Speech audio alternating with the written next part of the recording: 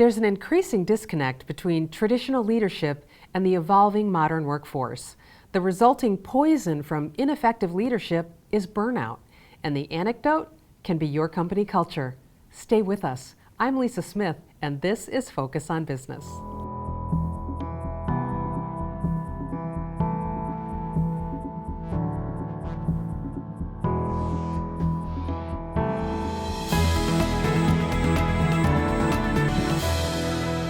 Our guests today have two very different backgrounds. One started at the pinnacle of culture, Disney. The other is a scrappy, community-minded entrepreneur that really built an empire around coffee. Thank you. So we have today Keith Huckabee and Bob Fish. Thank you for being here. We're talking about company culture today, and Bob, I am so thankful that you're here today. I've heard presentations from you. You're so transparent about that journey that you've been through with company culture, where you are today. I'm interested in, where did you come from? Right. So, real brief history. We started with one store in 1995. By 99, we were franchising. By 2008, we had 100 units, and MSNBC called us the fastest growing coffee shop in America. By 2014, we were approaching 200 units, and the wheels got a little wobbly, And we had built a culture that lived on these words: be happy, have fun, make friends, love people, and drink great coffee. And it turned out to all be a farce. Mike, my business partner, and I, we were certainly earning more money, but we had created a culture of fear and distrust inside our home office environment. We had managers that were doing what we called the midnight move out, which was they left a note on their desk that said, "I quit, without notice, don't call me." We had people coming to work not really sure that they had a job the next day. And although Mike and I were adding zeros to our paycheck, we were quite uninspired ourselves, right? So we knew something was broken, but we didn't know how to fix it.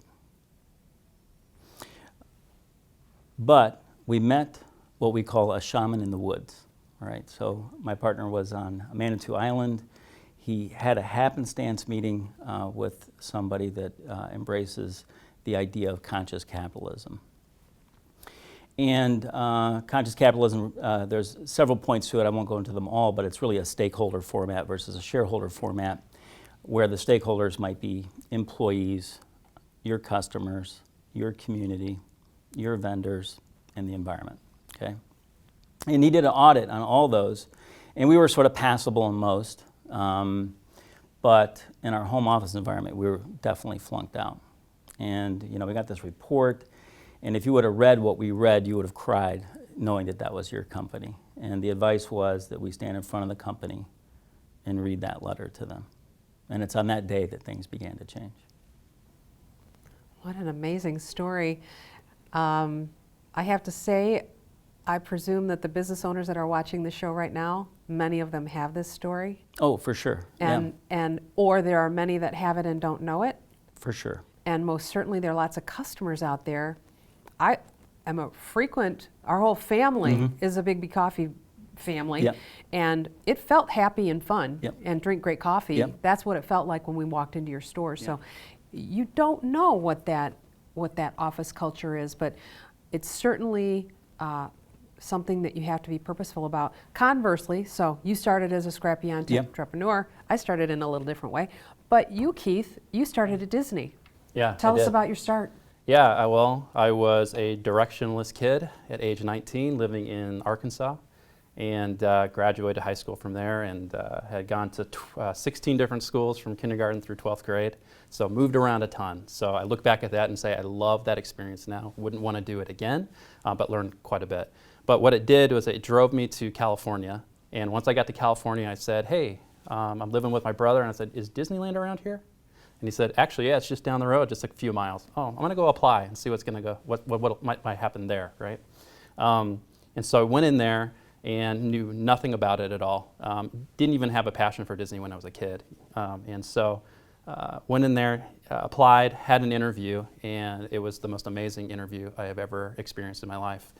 We were on a panel interview with other candidates, and there were 3 people interviewing us. And what I thought was so impressive about it was that they were looking at us and seeing what kind of behaviors did we exhibit that helped the other candidates out. Not just how could I get the job, it was, were you helping somebody else out when they were kind of fumbling and stumbling? Did you stop and say, hey, yeah, you know what, that's a great idea, or stuff like that. So very inspiring interview. And then through Disney, they had a great program for, because I didn't go to college, they had a great program that made it feel like I went to college. You know, so when I came out of it, I eventually went to college and got my degree in business, but it was so easy to get. And it was so just like, oh, this is a no-brainer now. But they understood that we had to provide value for our cast members, as they call them, through education. Because if we get them to understand what the experience should be like, then they're going to have a natural outflow to the customer. So it's fantastic. I totally recommend it. Yeah, I mean, that's the gold standard of culture right there. They actually teach, you can go to Disney school, can you not? Yeah, they have the Disney University. I think it's out of California and Florida now, and so you can actually go do different conferences and things like that. I, in fact, took some of my leaders to the Disney Customer Experience Summit this past summer, and it was just eye-opening for them. And it was exciting for me to get to see them experience what I got to experience, but in a much smaller way. But now they can actually bring that back to our small business and start implementing those things in our small business.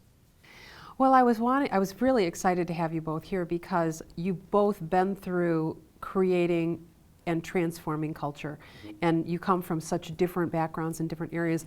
I just want to really quickly touch, though, on the conflict that happens between employees and companies when culture isn't quite right, lack of appreciation, this is how your employees are feeling, ambiguity, stress, and then the big one, of course, is burnout. The role that the individual has in the customer inside the company is one individual at a time, but the culture is the blanket that insulates the positive or the negative. Companies that do pay attention to culture reduce burnout. They feel connected. These cultures instill a sense of purpose, success, well-being. They feel opportunities to grow, to develop. They get recognition. They feel appreciated. And so let's talk a little bit about what it is that has to happen in order for employees to start to respond in a positive way to a culture. How did you do that? Well, it's not easy once you sort of built a bad culture to turn that around. You know, I think standing up in front of everybody and recognizing the problem was already a great first step. But you know, the culture, you know, the bad culture is dysfunctional when you take it over. So, you know, the next day you decide to have a good culture. Not everybody believes you right away, or not everybody trusts you, right? But our basic approach is to look at the whole person and not just the person as an employee, right? So we have a lot of tools throughout our day that we use to stay in touch with people. So at a meeting, for example, we'll run through something called MEPS, and that's your mental, emotional, physical, and spiritual state. And it's just sort of a one-word comment on where you are right now, so we can just kind of check in with you. Something else we do is called highs and lows. So we might open a meeting and we might go through both professional highs and lows and personal highs and lows. Again, it just sort of addresses the person that's coming to the table today, right now, and so on.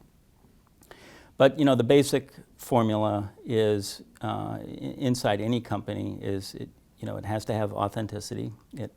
You do have to be able to build trust. You have to show vulnerability.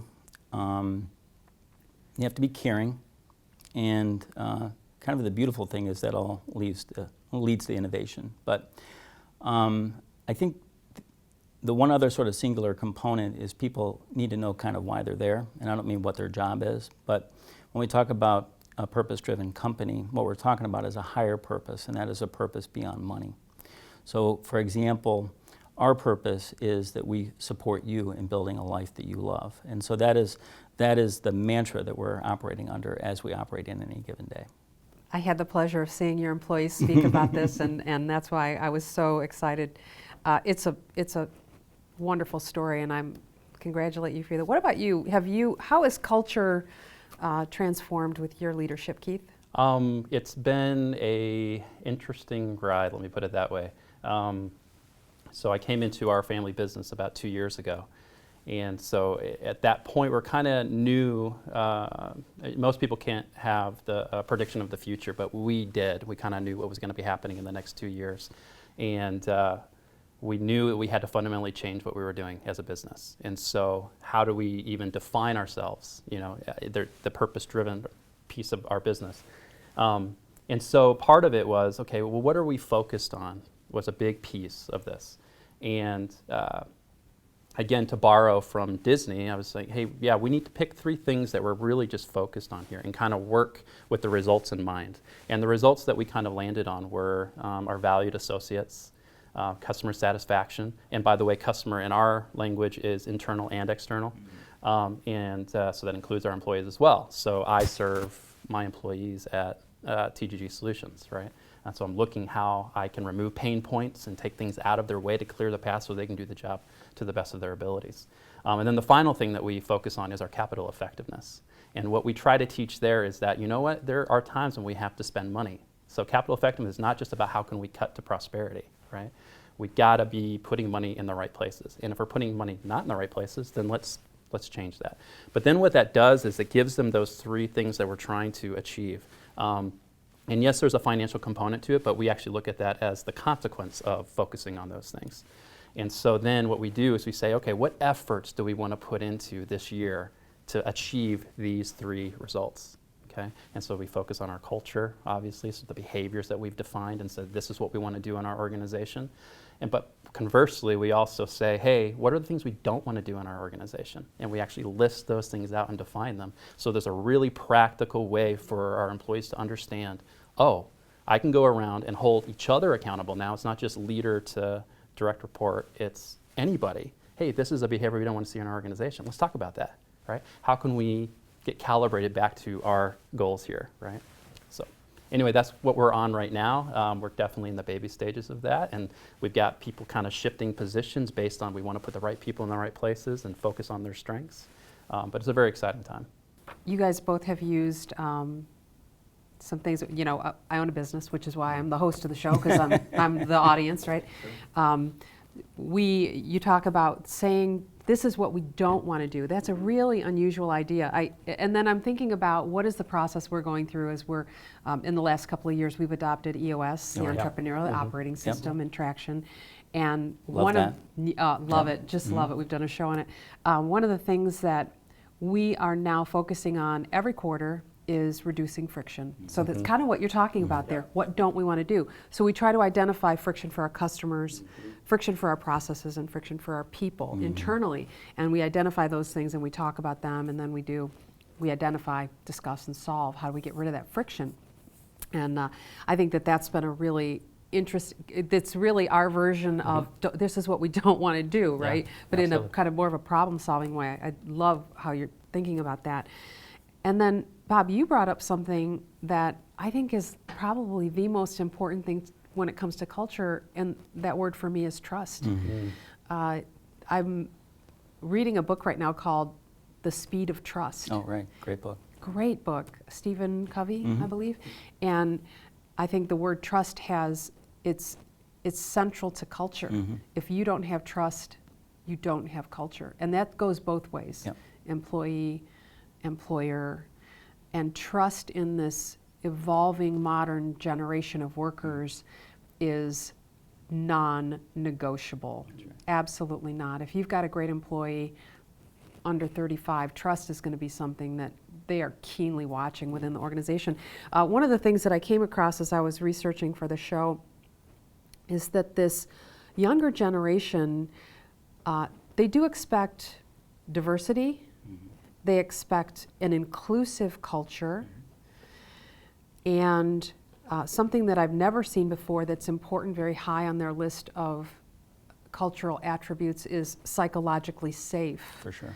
So I came up, you know, in management teams where there was red-faced yelling, nose to nose, where people were bullied into getting in line. Yeah. The more fear you had about losing your job, the more effective and more that your manager was considered, and probably was going to get a promotion if everybody was afraid of them. Yeah. And so psychologically safe is it's completely non-traditional way to think about things. When you look at your leadership team, what are the things that you're requesting of them to really focus on? Well, one of the things that we're doing is we're kind of focusing on the information hoarding. I don't know if you're familiar with that or not, but basically it's just this idea of, you know what, I'm going to keep this close to the vest because I'm the one who needs to have this information so that I can maintain my job, right? So there's that other aspect of it as well. And so what I'm trying to do with our leaders is make sure that that doesn't happen, okay? And through that, be vulnerable.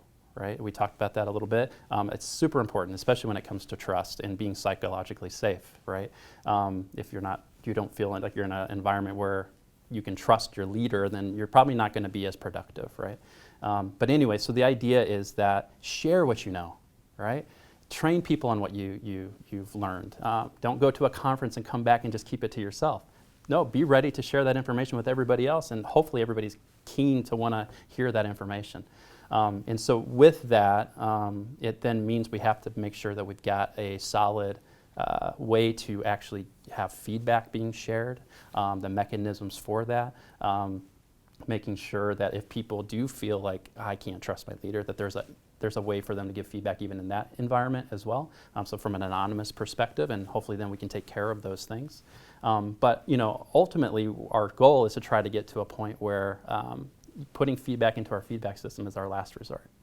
We want people to talk to people. We want to build that trust, okay? So one of the things that we have to do is I'm trying to minimize the amount of work that my leaders have to do that keeps them in their office, that keeps them at their desk, and actually say, hey, how can we centralize that and give that to somebody else to do? But I want my leaders out walking around and doing management by walking around. And so that's kind of led to us starting to develop our own sort of system for that. We're developing a web application for that allows people to actually walk around, give real-time feedback, have an informal conversation, but actually gather formal data.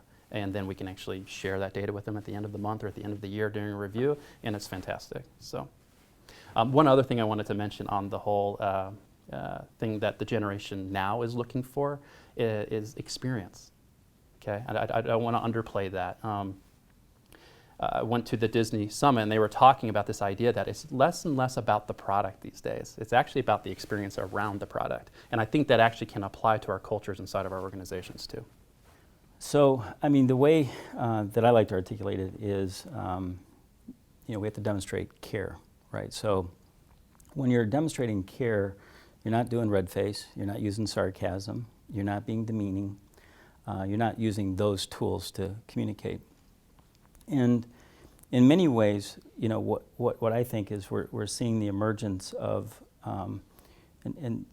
more feminine attributes to leadership than male attributes to leadership. So the whole red face was very male-driven, very aggressive kind of behavior, and a caring culture is more female-driven, right? I mean, not absolutely, but you get the idea. I think there's just a larger influence today from the female population entering the workforce. So there's that. The other thing is this idea of trust, and you have to connect the word vulnerability and trust together. You know, Lencioni, 5 dysfunctions of a team. What we're looking to do is to have healthy conflict, right? So if we have healthy conflict, we can build consensus and we can get our goals done, right? But to get the healthy conflict, you have to have vulnerability-based trust. So it's not like, I don't trust you. It's not like that. It's that I trust that I can expose myself to you, you know, emotionally, intellectually, and so on, and not have retribution on that, right? And that I can ask questions and not have fear in doing that. Amazing words, yeah. So psychologically safe. When employees feel safe at work, 347% increase in profitability.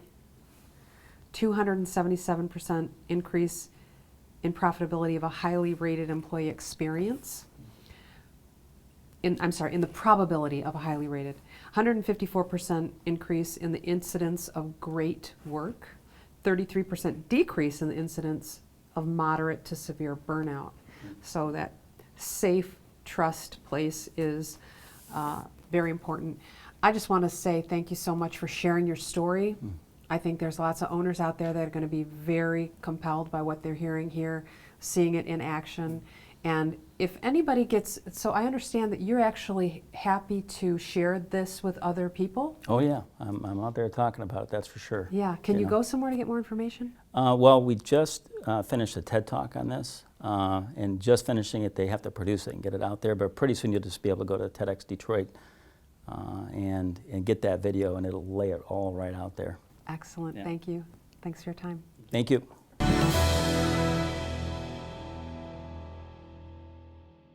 We have an interesting subject today on the show, and just getting to know you and your company a little bit, I think you really approach it in an interesting way. Can you share that? Yeah, absolutely. Community outreach is really important to Providence, and we had a unique opportunity where we were asking our clients and customers, how are we doing as a business?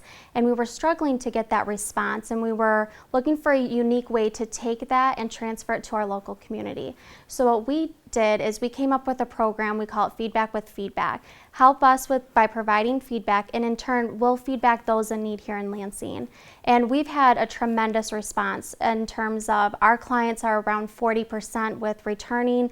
The impact that we see with our local charities, which we switch up, is huge. We're able to see the difference that we make, and in turn the transparency in our business and how we're doing has been tremendous. So when someone responds to your survey, you then say, there's a notch we're going to give back to the community because of it? Yes, Oh, that's absolutely. amazing. Yeah. Yeah. And now how do you choose the organizations that you decide to give back to? So they're ones that are near and dear to our staff's heart, which is great because our staff members get to see the positive feedback on how they're doing, and they get to see it go to a charity that means a lot to them in their personal lives. So it's a great community and staff outreach program we have. Do you change it up often? Do you keep it the same? We change it up every month. So each month we rotate on who we're contributing to here in the Lansing community. Oh, that's amazing. So tell me, I just need to know, is there 100 of them? Is there 5? How many do you? We rotate between 3. So we give to those in need, veterans, and animals. Oh, animals, great. Well, we are so thankful that you're here and doing this great work in Michigan. Thank you. Thanks. Focus on Tech, brought to you by Providence, making technology easier.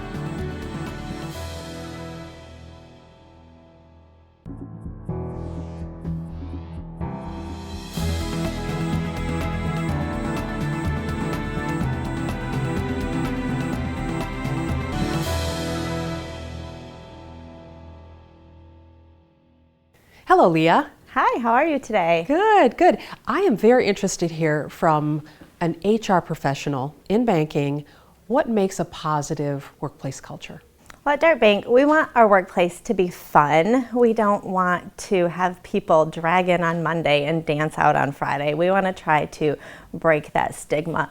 But we also want an engaged workforce. An engaged workforce drives profits. It's a quick and easy way, not always quick, but it's an easier way to drive those profits that doesn't cost quite as much money as investing in new software and things like that. But it's so important to create a sense of ownership. When employees feel valued and have that sense of ownership, they're always more engaged. Conversely, what happens when there's a negative workplace culture? Unfortunately, when there's a negative workplace culture, that's when you see people leaving. And we know in this hiring environment, turnover is the last thing that we want to see. It's hard to replace people. It's expensive to replace people, so we really want to avoid that. Can you talk a little bit about your bank's culture? Yeah, absolutely. We are a very family-oriented culture. I'm really proud to say that we truly care about our employees and our customers. And what are some of the ways that you show how you care about your employees? It starts from the top down, again, creating that sense of ownership, creating value, letting people know that they're valued. There's so many different ways that we do that through employee awards, fun days throughout the bank. We do a large employee appreciation day. Again, just spending one day just really carrying our employees and letting them know how important they are to us. Well, thanks for all the great ideas. I appreciate you being here. Absolutely. Thank you for having me. Focus on Banking, brought to you by Michigan Bankers Association.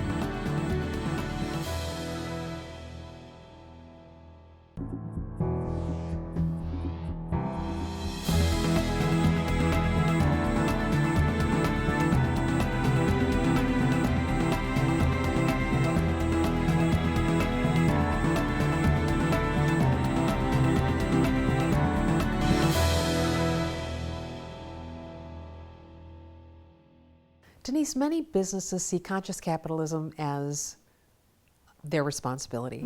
What should they be watching out for?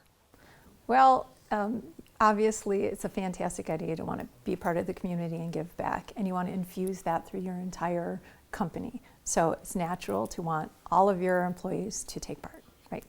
But what you can't do is you can't force an employee on their own time to do charitable work and then not pay them for it. So it's got to be either completely voluntary or, look, we're going to do this charitable work, but you are going to get paid for it. You know, you can't just force employees to take a Saturday or take an evening and do it. You can do it during working hours when they're already paid, okay? But if it's a weekend or if it's some other time that they normally wouldn't work and you're asking them to do something extra, then they do need to be paid for it. As great as it is and as charitable as it might be and as well-intentioned as you are, it is still work for that employee because it's benefiting your company in some way in the PR aspect, and they do need to be paid for it. So it's going to be voluntary. Make sure that you're very clear, not wink, wink, nudge, nudge, it's voluntary, you better show up, but it's voluntary. They're not going to be adversely affected in their employment if they don't. And if you're going to force them to do it, then definitely you have to pay them. What about activities that have to do with things like alcohol? Right. So a lot of charitable work or conscious capitalism is going to be a charitable giving. Sometimes we default to raffles, bingo, gambling, events involving alcohol. And just because it's charitable doesn't mean that it's not regulated or you might be tripping over a law. There are very specific laws about when you can raffle off alcoholic beverages, for example. So as wonderful as it might be and as well-intentioned as you are, what you don't want to do is trip over a law when you're trying to do it. So just take a moment and make sure that whatever it is you're doing, you have a license to do, you have the availability of a license or a place that has a license to do it. Great, thank you. Focus on Law, brought to you by Policella and Associates, PLLC. We're looking for your stories from owners of established businesses that have come through amazing adversity, or bucked the odds, or found the next big thing. If you have a story, we want to hear from you.